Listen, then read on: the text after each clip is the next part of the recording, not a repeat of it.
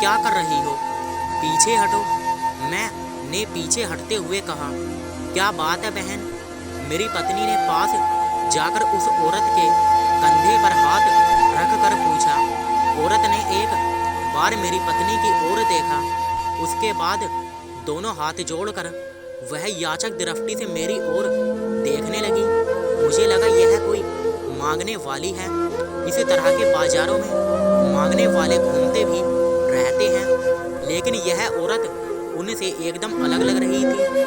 उसने साफ सुथरी साड़ी बड़े सलीके से पहन रखी थी। उसने आंखों तक घूंघट भी कर रखा था। देखने में भी ऐसी खूबसूरत थी कि किसी भी मर्द का दिल आ जाए। अगर वह याचक दृष्टि के बजाय मुझे प्यार भरी दृष्टि से देख रही होती तो मैं बिना सोच समझे उस पर मर मिटता। उसका चेहरा काफी आकर्षक था, रंग भी गोरा था, लेकिन पत्नी के साथ होने की वजह से चाहकर भी मैं उसकी ओर ज्यादा देर तक नहीं देख सका था। लो ये रख लो।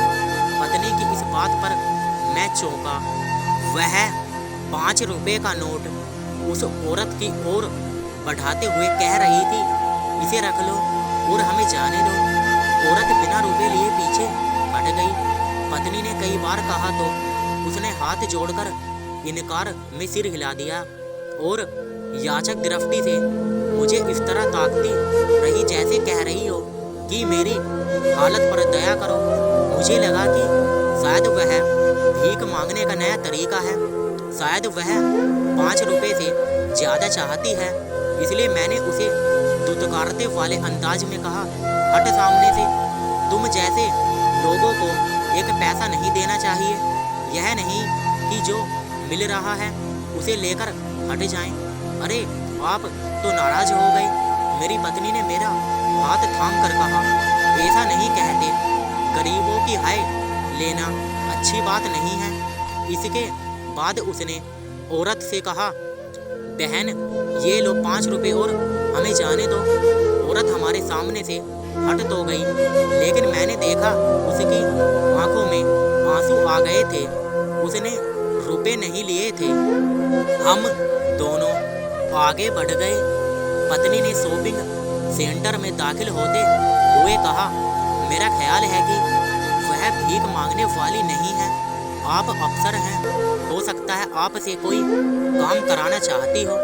मेरे माथे पर कहाँ लिखा है कि मैं अफसर हूँ? मैंने खींचते हुए कहा, आप इतने गुमनाम भी नहीं हैं। यह भी संभव है कि उसने आपको आपके ऑफिस में देखा हो। पत्नी ने कहा, देखा होगा भाई। मैंने उकताते हुए कहा, अब तुम उसे छोड़ो और अपना काम करो। थोड़ी देर बाद हम जैसे ही शॉपिंग सेंटर से बाहर आए, वह फिर हमारे सामने पहले की ही तरह हाथ जोड़कर खड़ी हो गई। उसकी आंखों से आंसू बह रहे थे और होठ इस तरह कांप रहे थे जैसे वह कुछ कहना चाहती हो, लेकिन भावनाओं में बहकर उसकी जुबान से शब्द न निकल रहे हों। उसे हैरानी से देखते हुए मैंने 10 का नोट निकाल कर उसकी ओर बढ़ाया तो उसने लेने से मना कर दिया। मैंने कहा, जब पैसे नहीं लेने तो यह नाटक क्यों कर रही हो? इस तरह बात न करें। पत्नी ने मेरे चेहरे को पढ़ने की कोशिश करते हुए कहा, बहन अगर ये कम है तो मैं और दे देती हूँ, लेकिन तुम रोना बंद कर दो। इतना कहकर मेरी पत्नी ने जैसे ही पर्स खोला, उसने हाथ के इशारे से मना कर दिया। वह जिस तरह रो रही थी उसे देखकर मेरी पत्नी काफी दुखी हो गई थी। मुझे लगा हम कुछ देर और यहाँ रुके तो मेरी पत्नी भी रो देगी। हमारे पास से गुजरने वाले लोग रुक रुक कर दृश्य को देख रहे थे, जिससे मुझे उलझन सी हो रही थी। नाराज होकर मैंने थोड़ा तेज स्वर में कहा, तुम क्या चाहती हो? यह मेरी समझ में नहीं आ रहा है। न तुम पैसे ले रही हो और न यह बता रही हो कि तुम्हें चाहिए क्या। इतना कह कर मैंने पत्नी का हाथ थामा और तेजी से अपनी गाड़ी की तरफ बढ़ गया। मेरे साथ चलते हुए पत्नी ने कहा, पता नहीं बेचारी क्या चाहती है, कोई तो बात होगी जो वह इस तरह रो रही है। लेकिन ताज्जुब की बात यह है कि पूछने पर कुछ नहीं पता भी नहीं रही है। छोड़ो, अब उसकी बातें खत्म करो, मैंने झल्लाते हुए कहा। हालांकि मैं खुद उसी औरत के बारे में सोच रहा था, लेकिन मेरे सोचने का नजरिया कुछ और था। वह काफी सुंदर थी, रोते हुए वह और भी सुंदर लग रही थी। साड़ी में उसका शरीर काफी आकर्षक लग रहा था। अगर वह रोने के बजाय ढंग से बात करती तो मैं उसे ऑफिस आने को जरूर कहता। पैसे न लेने से मैं समझ गया था कि वह भीख मांगने वाली नहीं थी, वह किसी दूसरे ही मकसद से आई थी। अब आप क्या सोचने लगे? पत्नी ने थोड़ी ऊंची आवाज में पूछा। कुछ नहीं सोचना, क्या है, शाम को ऑफिस की जो मीटिंग होने वाली है उसी के बारे में सोच रहा था, मैंने धीमे से कहा। कार चलाते हुए ज्यादा कुछ न सोचा करें, क्योंकि सोचते समय कुछ नजर नहीं आता।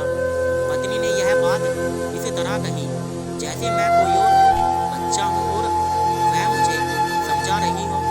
अगले दिन सवेरे मैं ऑफिस जाने के लिए घर से निकला तो यह देखकर हैरान रह गया कि वही औरत कोठी के गेट से सटी खड़ी थी। उसके साथ एक लड़का भी था। गेट से निकलकर जैसे ही मैं कार की ओर बढ़ा, औरत मेरे सामने आकर खड़ी हो गई। कल की तरह उस समय भी उसने दोनों हाथ जोड़ रखे थे और याचना भरी नजरों से मेरी ओर ताक रही थी।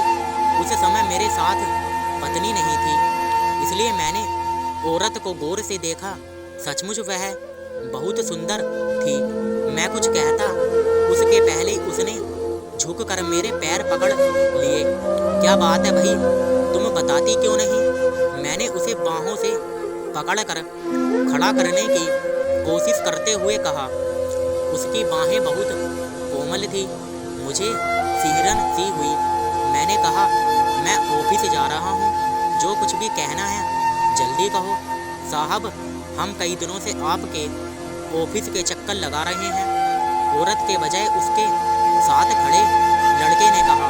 लेकिन आपका चपरासी बात क्या है बताओ? चपरासी की छोड़ो, मैंने लड़के की बात काटते हुए कहा। लेकिन मेरी नजरें औरत के चेहरे पर ही जमी थी। इनके पति, लड़के ने कहा, जो रिश्ते में मेरे मामा लगते हैं। तुम रिश्ते की बात छोड़ो, काम की बात करो, मैंने डांटने वाले अंदाज में कहा। जी, इनके पति यानी मेरे मामा को पुलिस ने बिना किसी अपराध के पकड़ लिया है। उन्हीं को छुड़ाने के लिए यह कई दिनों से आपके पास आ रही हैं। लड़के ने जल्दी से कहा, आप इनके पति को छुड़वा दीजिए साहब, इनका और कोई नहीं है। मेरा मामा बहुत ही सीधा साधा आदमी है। आज तक उसने कोई गलत काम नहीं किया। जहाँ हंगामा हुआ था वहाँ वह शरबत का ठेला लगाता था। हंगामा करने वाले तो भाग गए, पुलिस मेरे मामा को पकड़ ले गई। अब वे मामा को छोड़ने के लिए 5,000 रुपये मांग रहे हैं। हमारे पास इतने रुपए नहीं हैं, लेकिन इसमें मैं क्या कर सकता हूँ? पुलिस का मामला है, जो कुछ करना होगा वही करेगी। आप बहुत कुछ कर सकते हैं साहब, लड़के ने गिड़गिड़ाते हुए कहा। औरत आगे बढ़ी और मेरे पैर की ओर झुकी। तभी मैं पीछे हटकर बोला, इस तरह बार बार मेरे पैरों को मत पकड़ो, यह ठीक नहीं है। रही बात तुम्हारे पति की, तो वह निर्दोष होगा तो अदालत से छूट जाएगा। साहब, पता नहीं अदालत कब छोड़ेगी। अगर आप चाहें तो 5 मिनट में छुड़वा सकते हैं, लड़के ने धीमी आवाज में कहा। हमारे ऊपर दया करें साहब, हमारा और कोई नहीं है। वह औरत इस लायक थी कि उसे ऑफिस बुलाया जा सकता था। वहाँ उससे इत्मीनान से बात भी की जा सकती थी।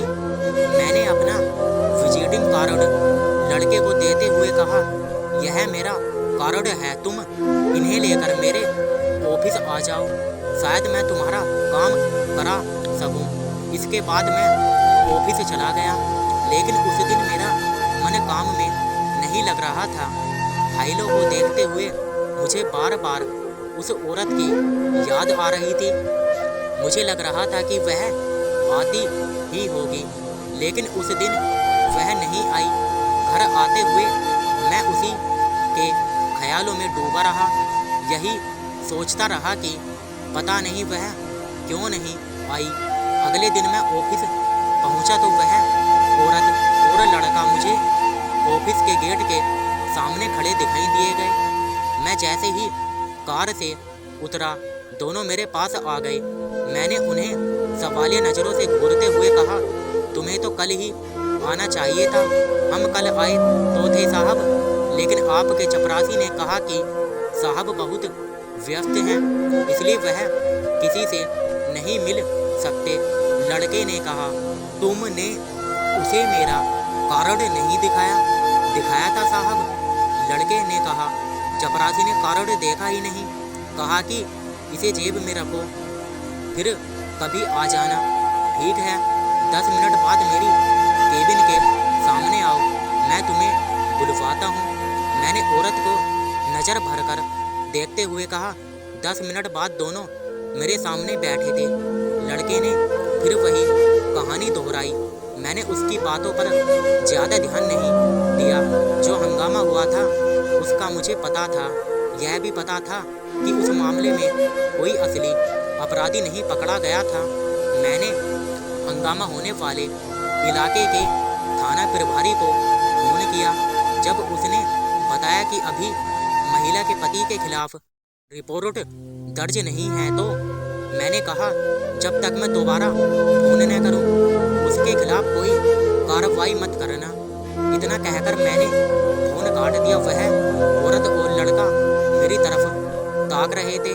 मेरे फोन रखते ही लड़के ने कहा, साहब उसने कुछ नहीं किया, तुमने बाहर स्टेशनरी वाली दुकान देखी है? मैंने लड़के से पूछा। जी, वह किताबों वाली दुकान? लड़के ने कहा, हाँ, तुम ऐसा करो, मैंने उसे 10 रुपये का नोट देते हुए कहा, उस दुकान से एक दफ्ता कागज ले आओ, उसके बाद बताऊंगा कि तुम्हें क्या करना है।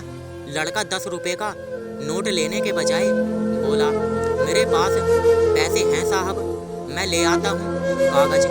लड़का चला गया तो मैंने औरत को चाहत भरी नज़रों से देखते हुए कहा, तुम्हारा काम तो हो जाएगा, लेकिन तुम्हें भी मेरा एक काम करना होगा। मेरी इस बात का मतलब वह तुरंत समझ गई। मैंने उसके चेहरे के बदलते रंग से इस बात का अंदाज़ा लगा लिया था। फिर औरत तो नज़रों से ही अंदाज़ा लगा लेती है कि मर्द क्या चाहता है। मैंने अपनी इच्छा को शब्दों का रूप दे दिया। मैंने कहा, अगर तुमने मेरी बात नहीं मानी तो तुम्हारा पति कम से कम 3 सालों के लिए जेल चला जाएगा। पुलिस ने उसे हंगामे के मुकदमे में नामजद किया है। यह कहते हुए मेरी नज़रें औरत के चेहरे पर जमी रही और मैं उसे पढ़ने की कोशिश कर रहा था। मैंने आगे कहा, अगर तुम चाहती हो कि तुम्हारा पति घर आ जाए तो तुम आज 4 बजे अमर कॉलोनी के स्टॉप पर मुझे मिल जाना। स्टॉप से थोड़ा हट कर खड़ी होना, जिससे मैं तुम्हें आसानी से पहचान सकूं। अगर तुम नहीं आई तो मैं यही समझूंगा कि तुम अपने शौहर की रिहाई नहीं कराना चाहती। औरत सिर झुकाए बैठी रही। उसके होंठ कांप रहे थे, लेकिन शब्द नहीं निकल रहे थे। मैं उसके जवाब की प्रतीक्षा करता रहा। जब उसने कोई जवाब नहीं दिया तो मैं समझ गया कि चुप का मतलब रजामंदी है। मैंने कहा, तुम वहाँ अकेली ही आना, अगर कोई साथ होगा तो काम नहीं होगा। उसने सहमति में सिर हिलाकर गर्दन झुका ली। लड़के के आने तक मैं उसे तसल्ली देता हुआ उसकी खूबसूरती की तारीफें करता रहा, लेकिन उसने मेरी तरफ देख कर जरा भी खुशी प्रकट नहीं की। वह मूर्ति की तरह बैठी मेरी बातें सुनती रही। लड़के के आने के बाद मैंने उसे विदा करते हुए कहा, मैं कोशिश करूँगा कि तुम्हारा पति कल तक छूट जाए।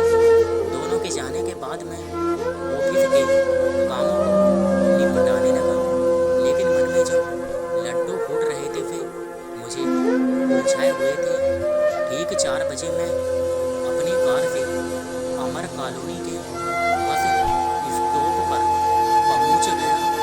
दरवाजा खोलकर मैं बाहर निकलने ही वाला था कि उस औरत को अपनी ओर आते देखा।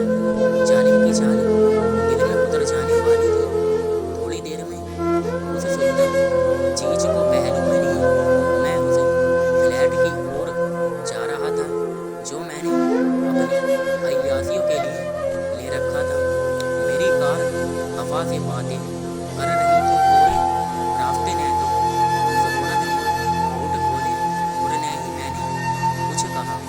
फ्लैट में पहुंच कर पहले मैंने अपना हलक गीला किया, जिससे मजा दोगुना हो सके। जब अंदर का शैतान पूरी तरह से जाग उठा तो मैंने उसकी ओर हाथ बढ़ाते हुए कहा, मुझे कतई विश्वास नहीं था कि तुम इतनी आसानी से मान जाओगी। मेरा ख्याल है कि तुम्हें अपने पति से बहुत ज़्यादा प्यार है। तुम अपने प्यार को झेल जाते नहीं देख सकती थी। मैं अपनी बातें कह रहा था और वह किसी पत्थर की मूर्ति की भांति निश्चल बैठी फर्श को ताकी जा रही थी। मैंने उसके कंधे पर हाथ रखकर अपनी ओर खींचा तो वह एकदम से बिस्तर पर गिर गई। गिरते उसने अपनी आंखें बंद कर ली। मुझे उसका यह अंदाज काफ़ी पसंद आया। अगले दिन शाम को 7 बजे के करीब जब मैं घर पहुंचा तो यह देखकर दंग रह गया कि वह औरत, एक आदमी और मेरी पत्नी लॉन में बैठे चाय पी रहे थे। मुझे देखते ही वह आदमी उठ खड़ा हुआ और मेरे पास आकर मेरे पैर छू लिए। मैंने एक नज़र औरत पर डाली। वह नजरें झुकाए खामोश बैठी थी। मैंने उस आदमी की ओर देखा तो उसकी आंखों में मेरे रहती आभार के भाव थे। वह मुझे बार बार धन्यवाद दे रहा था। वह कह रहा था, साहब आप बहुत बड़े आदमी हैं, यह एहसान मैं कभी नहीं भूल पाऊंगा। अब मेरे अंदर उसका सामना करने का साहस नहीं रह गया था। मैं उससे पीछा छुड़ाकर घर में जाना चाहता था, लेकिन पत्नी ने पीछे से कहा, कहाँ जा रहे हैं, जरा इधर तो आइए। यह बेचारी कितनी देर से आपका इंतजार कर रही है। आपने इसका काम कराकर बड़े पुण्य का काम किया है। आपकी वजह से मेरा सिर गर्व से ऊंचा हो गया है। मैं बहुत खुश हूँ। मैंने पलटकर एक नज़र पत्नी की ओर देखा। वह सचमुच बहुत खुश दिख रही थी। मैंने कहा, मेरी तबीयत ठीक नहीं है, मैं थोड़ा आराम करना चाहता हूँ। कहकर मैं तेजी से दरवाजे में घुस गया। बेडरूम में पहुंचकर मैं बिस्तर पर ढेर हो गया। कुछ देर बाद पत्नी मेरे कमरे में आई और बेड पर बैठ कर मेरे बालों में अंगुलियां फेरते हुए बोली, तुम्हें कुछ पता है, वह बेचारी गूंगी थी, इसलिए वह हमें नहीं बता पा रही थी कि उस पर क्या जुल्म हुआ था। इसलिए आभार व्यक्त करने के लिए वह पति को साथ लाई थी। वह कह रहा था कि अगर उसे जेल हो जाती तो यह बेचारी कहीं की नहीं रह जाती। कोई उसे सहारा देने